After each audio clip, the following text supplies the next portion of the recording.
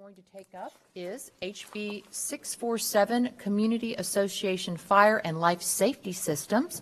And Representative Grieco, you are recognized to explain your bill. Thank you, Madam Chair, Madam Vice Chair, Ranking Member Newton, and all the members. I am proud to stand here and speak on behalf of House Bill 647. This is not the first time that this topic has been brought before the legislature. This would not be the first time that it has been passed before the legislature as recently as 2017, when every non-freshman member of this committee voted in favor of it, 119 to 0. I am not carrying this bill. I heard someone, because this bill has been around before. This is a bill that when it was vetoed in 2017, I think I threw something that went through the wall of my city commission office in Miami Beach. I was aware of this issue for many years.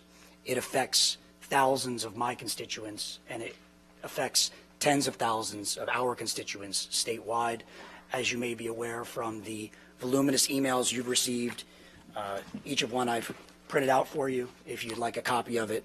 And I'd have more, but we ran out of ink in our printer for all of the positive correspondence that we've received regarding our support of this bill. I'm briefly going to explain the bill and then talk about it, and then I look forward to the questions. This bill accomplishes many things. As everyone knows, that there is a mandated requirement at the end of this year to retrofit emergency life systems and sprinkler systems in every building, residential building in the state of Florida in excess of 75 feet. I went through the staff analysis. All due respect to the staff, the part that was left out was the hundreds of millions of dollars this will cost Floridians. The hundreds of millions of dollars, if not $1 billion, that it will cost Floridians on fixed income, folks who will lose their homes, folks who will be foreclosed upon, folks that will be on the street, potentially bankrupt as a result of this bill. And it's funny, I have my notes here, but I wanted to quote a famous philosopher.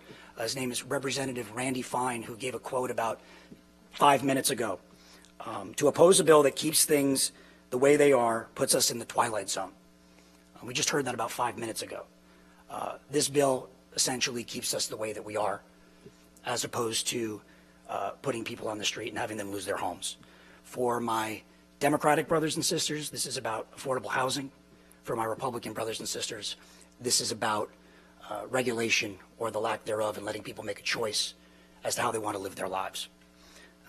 This bill will delay local government's requirements, but more importantly, it'll require associations to post signs on buildings that do not retrofit, and it gives them an opportunity to opt out of what would be a devastatingly expensive retrofit.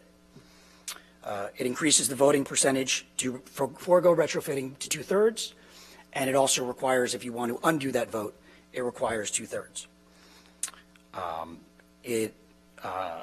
Again, this is something where there's no expected fiscal impact on the state of local government, but I definitely question that. This is an unfunded mandate on steroids. This is asking people, if this committee wants to create some sort of appropriation for $1 billion to pay for all of these projects that they need, I encourage them to do so.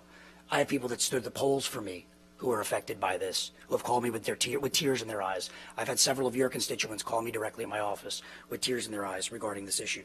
We're talking about decreased property values. We're talking about people anticipatory selling their homes at a loss. And we're talking about foreclosures. It's simply unfair. It's something that this legislature has embraced before. It's something that I embrace. I want to remind everybody that this is being co-prime sponsored by Representative Rommel, who is in another committee right now, and sends his regards and his support, obviously. And that is the bill. Thank you very much, Representative Grieco.